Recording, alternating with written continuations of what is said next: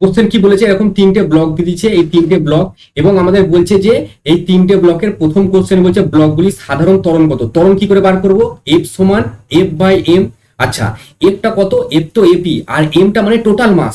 Total মাস দেখো এখানে বলছে 3 আর 2 5 আর 1 6, তাহলে হচ্ছে 6 এফ বাই 6 এম, এটা তার মানে উত্তর হয়ে গেল ডি, এক লাইনে উত্তর। ঠিক আছে, 2 নম্বরের উত্তরটা কি হবে, বলছে এম টুর ওপর প্রযুক্ত বল, এম টুর ওপর এইটা, এইখানে যদি আমি টি ধরি, ঠিক আছে, এইখানে যদি আমি টি ধরি, এই জায়গাটা যদি আমি টি ধরি, টি ওয়ান ধরলাম ধরো, তাহলে টি ওয়ান সমান লিখবো, এই টি ওয়ান কাকে কাকে টানছে, এই টি ওয়ান কাকে কাকে টানছে, এম টু আর এম থ্রি কে টানছে, তাহলে এখানে লিখবো M two plus M three, F two plus M three, আর এখানে লিখবো F by six M, F by six M.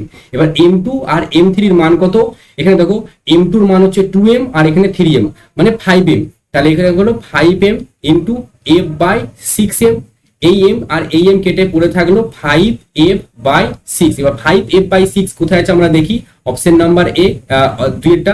এবার 3 নম্বর যদি আসি, 3 নাম্বার কি জানতে চেয়েছে দেখো, এম থ্রি বলের উপর প্রযুক্ত বল, সেটা যদি আমি টি টু ধরি, তাহলে এম থ্রি মানে এইখানটা টি টু। ঠিক আছে, এবার এম থ্রি তো একাই আছে, টি টু যেটা আছে কাকে টানছে, শুধু এম থ্রি কার, এম থ্রির মান কত এখানে দেখো 3m, তাহলে এখানে আমি লিখতে পারি 3m ইন্টু কি লিখবো, এফ বাই সিক্স এম।